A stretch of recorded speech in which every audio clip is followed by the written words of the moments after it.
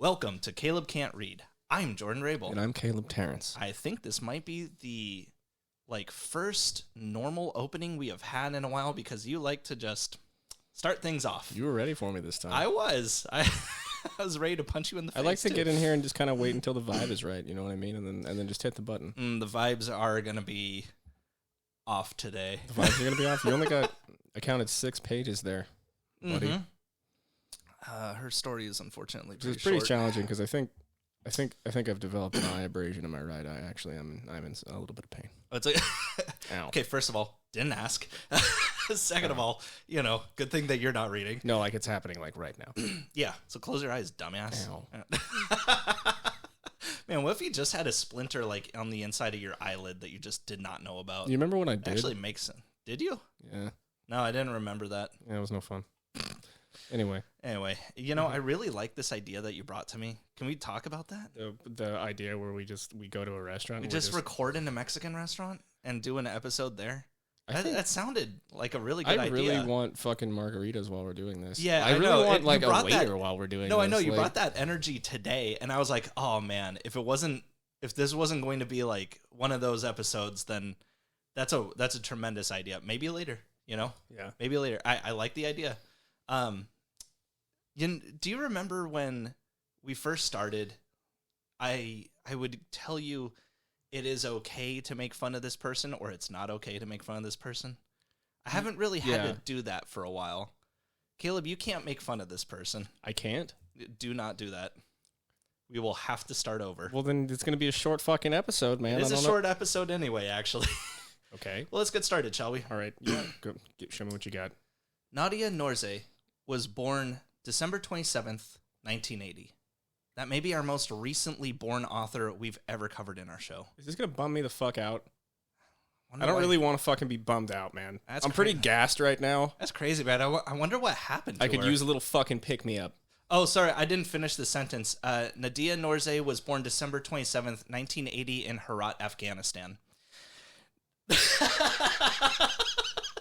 Let's go. No, Herat is Afghanistan's third largest city and has always been a hotbed of social activity. It stands as the country's mecca of art and culture, getting an import of influences from both Turkmenistan to the north and Iran to the west, as the city itself sits less than 100 miles from either border. But because Herat has always been ahead of the rest of the country when it comes to civil progress, it means the city has also always been a target as well. Right before Nadia Anjuman was born, in 1979, there were protests in the streets to overthrow the puppet government installed by the Soviets. It lasted all of 5 days before the army was called in with tanks and bombers, and anywhere between 3,000 to 25,000 people were killed, depending on who you believe. This incident actually led to the much bigger and much longer conflict of the Soviet-Afghan War, which is when the CIA stepped in and trained a whole bunch of cool guys to kill Soviets. They called themselves... Yeah. The Taliban. Yeah. I don't need this shit right now, man. Really? You want to dip your toes into this shit? You want to dip your toes into this area right now? They hated me for my freedom before anyway, so it doesn't really matter. God damn. Sorry, I listened to a lot of public radio in the early 2000s. Okay. Matter of fact, during the war, the city of Herat was the only urban war zone. Everything else was actually fought out in the fucking mountains. Now, we unfortunately don't know much about Nadia's childhood, and what little we do know was reported by her brother. She was the 6th of 8 kids and was always ahead of other students, even at an early age, usually attending classes meant for older students. One day, she came home crying from her 5th grade class because apparently the teacher thought Nadia was too smart for her own good and lowered her grade, while also bumping up the grade of a boy in her class only because he was that teacher's nephew. The next day, when it came time for the kids to come up in front of the class and share what they created for their writing project, Nadia read aloud her poem about the incident from the day before, sparing no expense about how she really felt about her teacher. Well, the headmaster happened to be there, and he commended Nadia for her poem. It might be, I feel like it's Nadia, but it could be Nadia. I mean, God damn, Jordan. What? Fucking 6 pages. Only 6 pages written. You didn't have fucking time to look up how it was pronounced. I forgot to do that. Well, I'm pretty sure it's Nadia. Either way, he commended Nadia for her poem. Want to Google it real quick? Yeah. All right, well, a British person from CNN said Nadia, so... So we're going to stick with that, folks. All right, that's fine. So anyway, the headmaster happened to be... Shame. Yeah, that's true. That is on me. For the few things that I do, I could have at least done that. Well, so the headmaster happened to be there when Nadia was reading her poem about how shitty this teacher was, right? And he actually commended Nadia for her poem, seeing a talent for her work at even such a young age. He also ended up talking to that teacher about the incident off to the side the same day. So to Nadia, this was all the positive reinforcement she needed to find her love of poetry. As her brother described, quote, "From then on, Nadia read her poetry at all of the school ceremonies. Her classmates were proud of her, and her teachers were supportive and encouraging." In September of 1994, the Taliban started their revolt. And by September of 95, when Nadia was 14 and in the 11th grade, they had captured the city of Herat. They overthrew Governor Ismaili Khan, the man who actually ordered the attack on civilians back in 79, and who also joined the Taliban when they took over Afghanistan just last year because he wasn't winning. He's a pussy. Anyway, as we all know, the Taliban had a few restrictions for their people when they rose to power. Specifically to the women, they were no longer allowed to go to school. The kids were brought outside the building and watched as the gate was chained shut. Yet there were many like Nadia. Why? What? Why? Make him watch. Honestly, yeah, kind what of. is the reasoning behind that one? I don't know. Have they ever done anything cool? It's like, no, everybody calm down. This is like a religious thing, but yeah, make him watch. What? Good question. I have to imagine that these are a bunch of fucking dorks with power, though, and they're just like, yeah, make them watch. Ha ha ha! I did that. I don't understand. You don't. Anyway, I also don't understand why we're doing this. Why? Because it's important. This isn't Caleb can't read territory. Oh, I'm sorry. You're right. Hang on. Otto Frank was born. I'm sorry. Did we do that one already? Yeah. Fuck you. It's been a little bit longer. You can make fun of that one. You can make fun of that one all you want. Cool. Thanks, Caleb. According to me. Yet there were many like Nadia who knew the value of an education and refused to live by the Taliban's rules.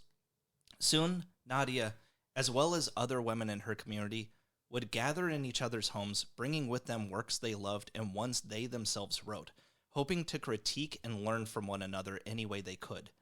They called themselves the Herat Literary Circle. As one member would later remark, for others it was laughable. What did 4 or 5 women want with literature in such a time? When even basic literacy and security were not available, what good would literature do? But it brought us joy.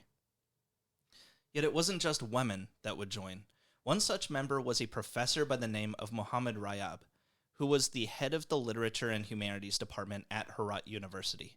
He was there to guide the Herat Literary Circle into more of a classroom setting and was one of the first who saw talent in young Nadia's work. But soon, word of the Herat Literary Circle began to spread, and more members were being invited to their underground gatherings, kind of like the second half of Fight Club, I see a lot of new faces around here, and that means some of you are breaking the first and second rule of Fight Club, You know what I'm talking about? Yeah, I'm familiar with the reference, Jordan. Yeah. Project Mayhem. Yeah. Man. And just like Fight Club. You're white, I'm white.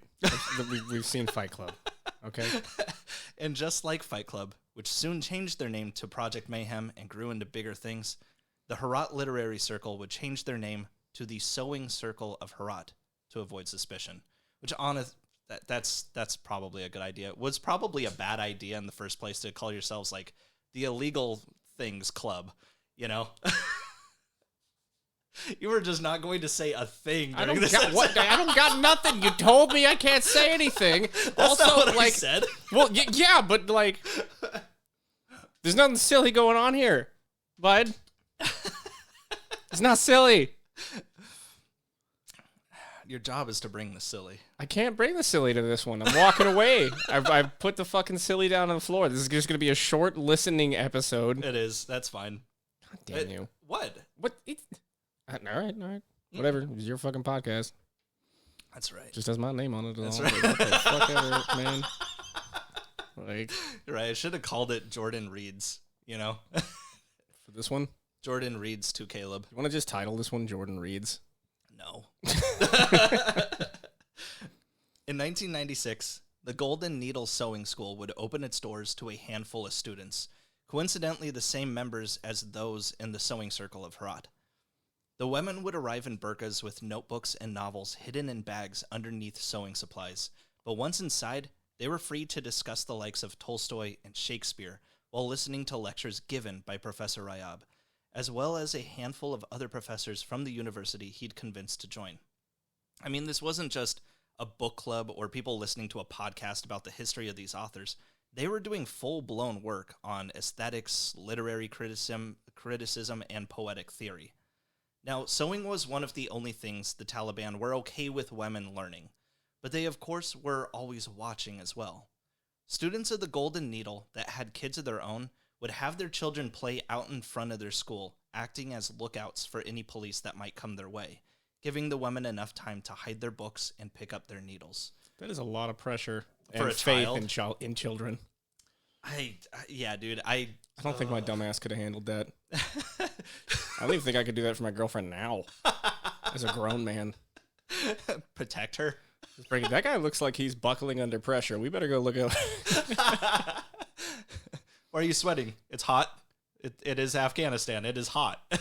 What's that fat kind of brown dude doing on that swing set?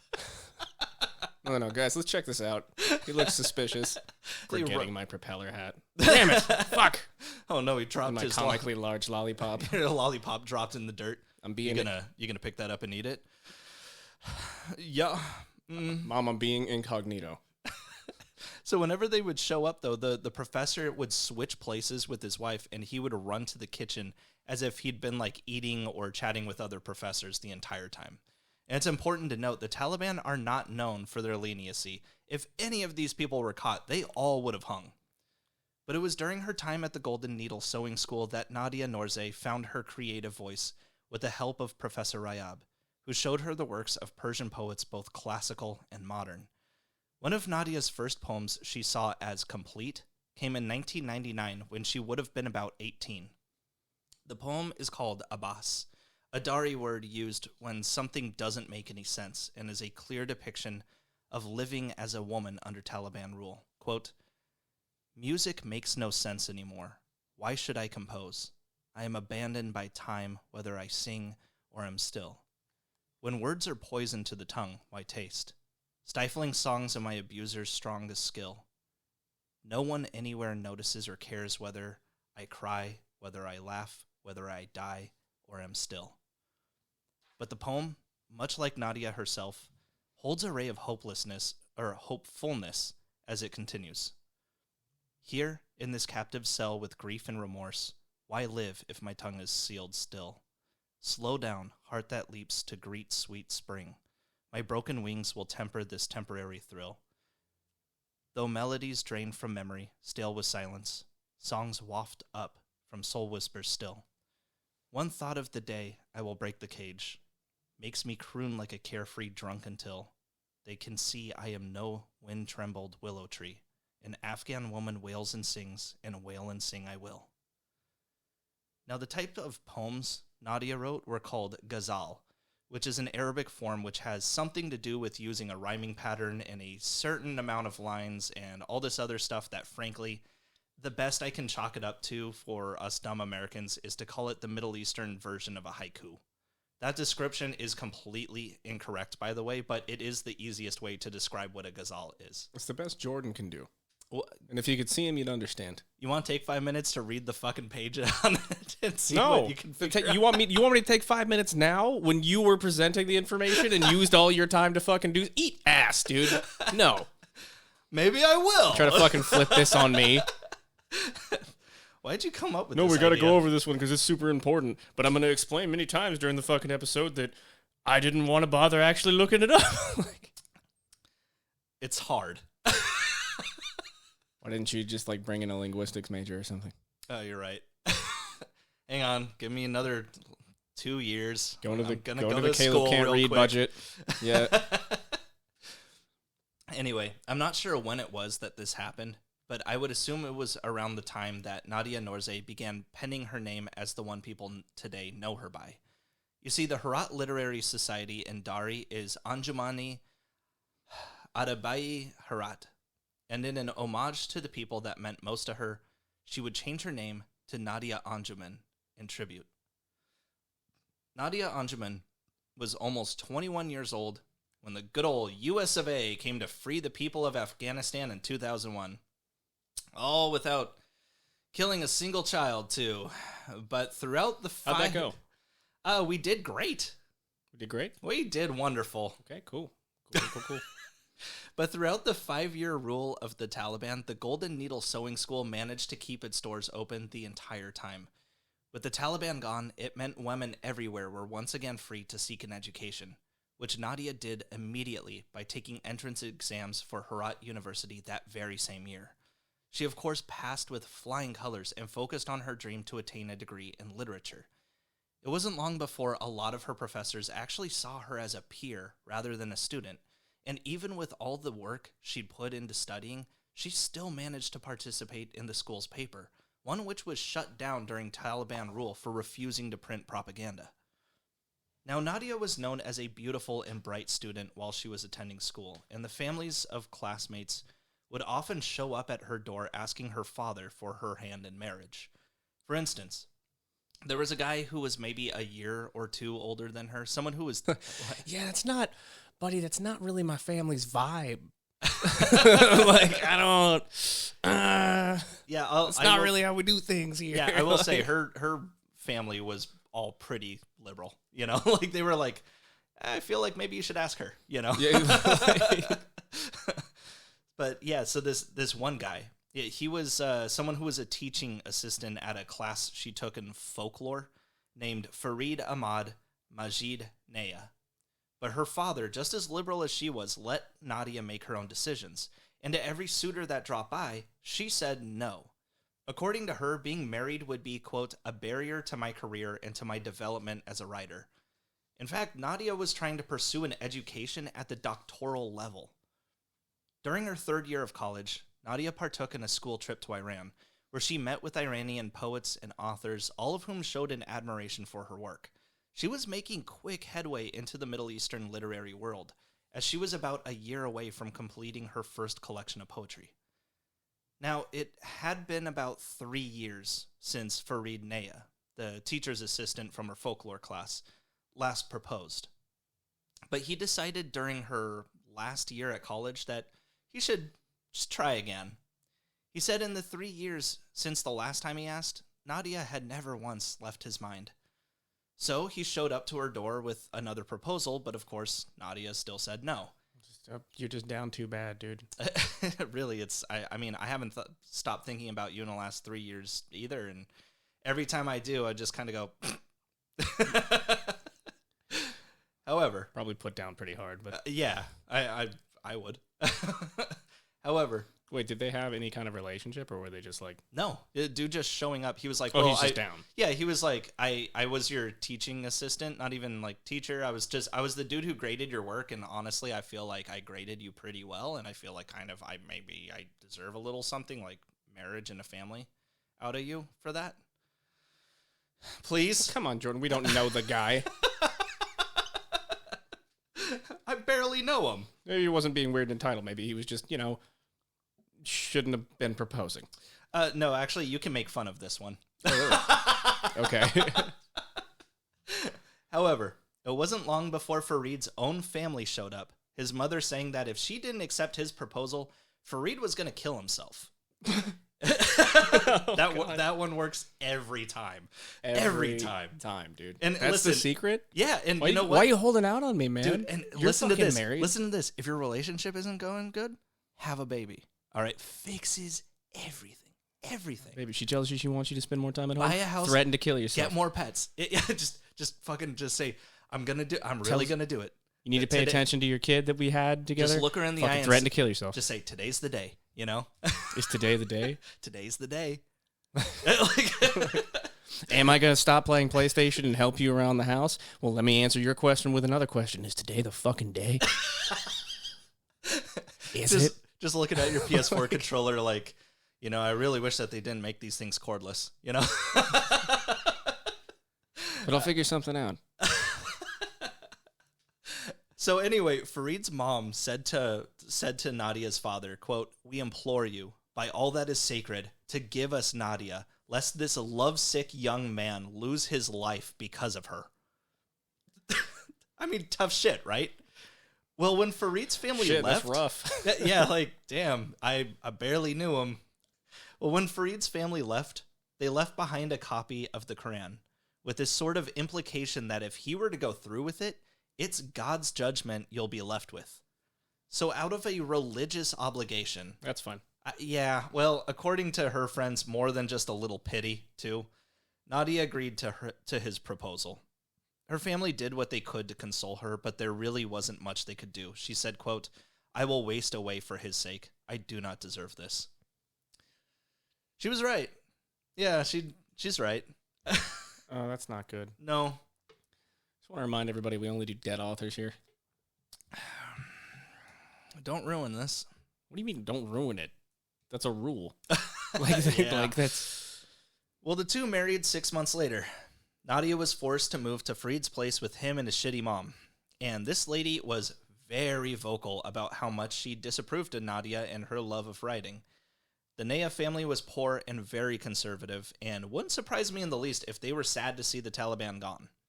But still, Nadia continued to write against her mother-in-law's wishes, though in time, her husband began to feel the same way.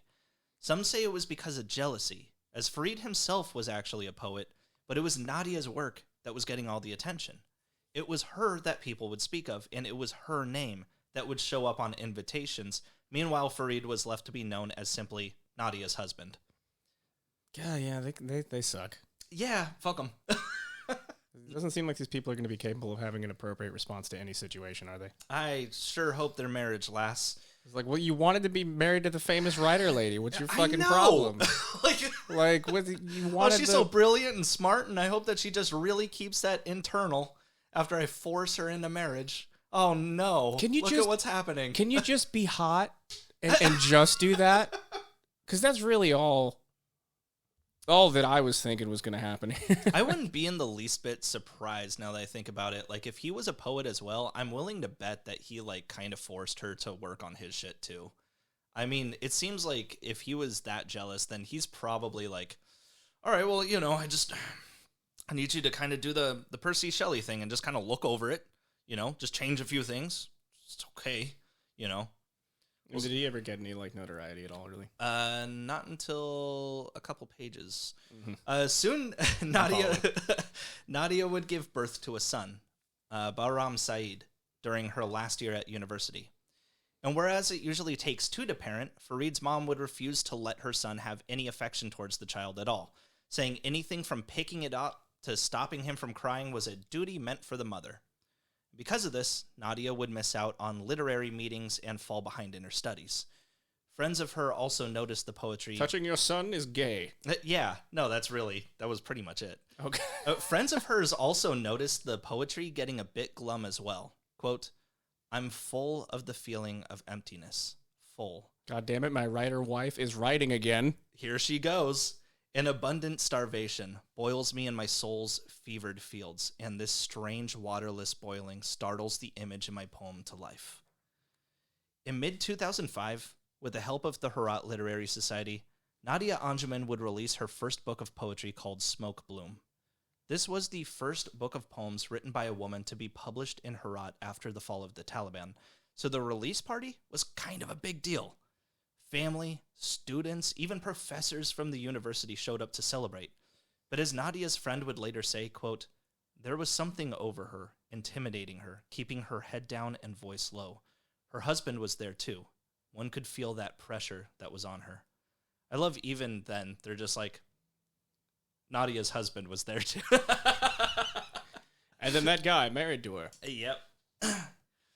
At the time, Nadia was already working on a second set of poetry called An Abundance of Worry. It doesn't sound like it would have been inspired from the happiest of places. The poems seem to be about her constant isolation under the eyes of her controlling husband and the downfall of their marriage.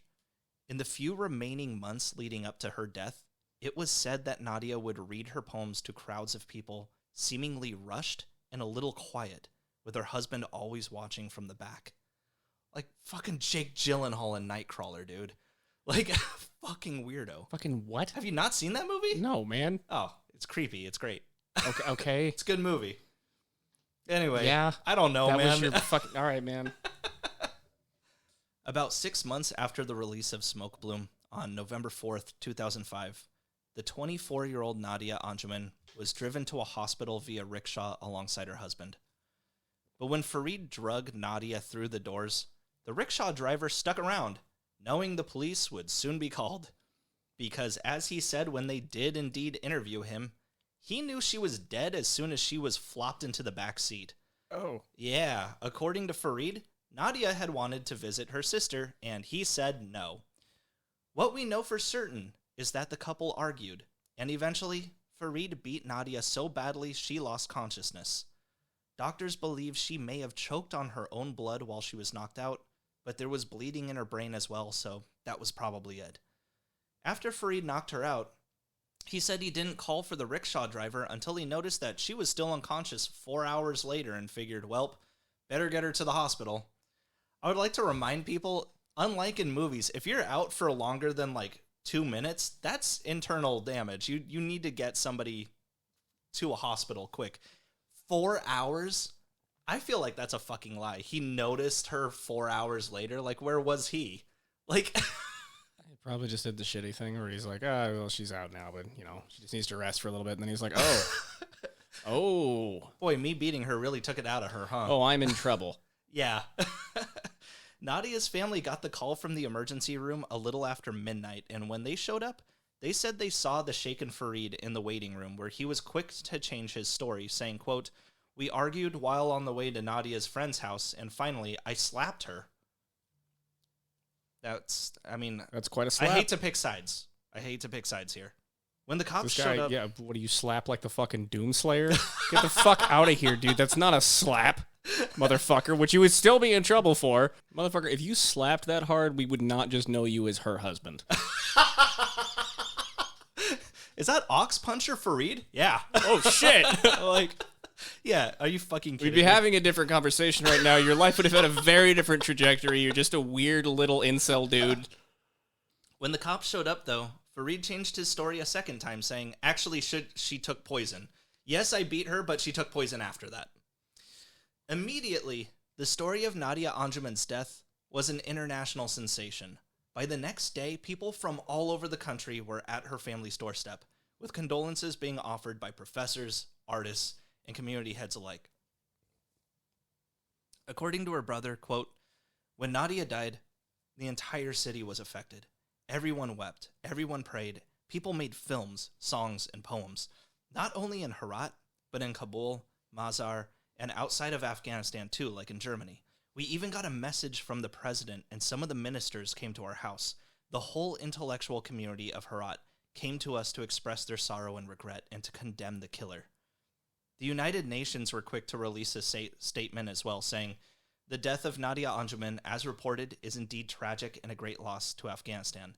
It needs to be investigated, and anyone found responsible needs to be dealt with in a proper court of law." In regards to a Did it happen? Well, in regards to a proper court of law, Farid Ahmad Majid Naya was arrested, and his trial soon to follow. They even brought in a judge from the capital of Kabul to lessen the chances of corruption. A lot of people wanted this fucker dead. You have to remember, it's 2005. We just got done bombing Afghanistan in favor of Iraq. Most people in the United States knew nothing about their country and were quick to talk shit about them as cave people. Nadia Anjuman was being heralded as a national hero. She could have been someone to show the country had more to it than just their poverty. But Farid Naya's swift punishment wouldn't just be seen as revenge for what he took away from the Afghan people. this would be seen as a warning that their men couldn't keep getting away with their horrid abuse towards women. However, Farid's family were quick to plead with Nadia's father. They begged him to publicly forgive Farid for killing his daughter. As they explained it, forgiving him would lessen his sentence, but he was still guaranteed to get 5 years for her murder. And isn't that plenty of time in not just any prison, but in an Afghan prison especially? Which, I don't know. No. No? Yeah, true. Well, murder. That's I hope he doesn't last a month. I don't know what to tell you. Like, I actually don't think it sets a good example if it's going to be only 5 years for murdering anyone. A national hero. Much less, your fucking wife. Much less, the mother of your child. Yeah. Nadia's family, of course, told them to fuck off, but they continued to come back day after day, eventually pulling the same shit they did to get Nadia married to their son in the first place, and left behind another copy of the Quran. Nadia's family talked it over and figured, the sooner this guy gets put away, the sooner this whole media circus is over, and then we can at least begin to heal. And isn't forgiveness greater in God's eyes than revenge? Nadia's father gave his forgiveness, and although guaranteed that Farid would serve no less than 5 years in prison, he was released less than 4 months later with full custody of his son. I guess that judge wasn't as incorruptible as the people had hoped. It wasn't long after Farid's release that Nadia's father coincidentally died shortly after, according to her brother, from the shock that Farid had been let go. While Nadia Anjuman's first book, Smoke Bloom, has been reprinted in Afghanistan 3 times with over 3,000 copies sold, her work is largely untranslated in the West, yet she remains a martyr for women artists all over the Middle East. My sources today. Lecture at Herat University by her brother Mohammed Shafi Norzeh, January 23, 2006. Load Poems Like Guns, Women's Poetry from Herat, Afghanistan by Farzana Mari. Holy Cow Press, first printing 2015. She's also the one who did all the translating for this collection, and Wikipedia. And actually, I noticed that, when I was reading over this, it's like I only did, one happy poem, one depressing poem from Nadia. And granted, her work is largely, it's pretty much just in this book here. And this is a tremendous book, by the way. Load Poems Like Guns. There are really cool poems in here. Somebody talks extensively poetry about suicide bombers and shit. Just a lot of stuff that's I wouldn't say of the time because people are still doing that shit, but it was a very good look at what things were like, just even through poetry. So I just wanted to leave this off with a last poem of Nadia's. This one is called My Garden. I'd like to grasp the word hope, and with it barricade sorrow's paths as I devise another road.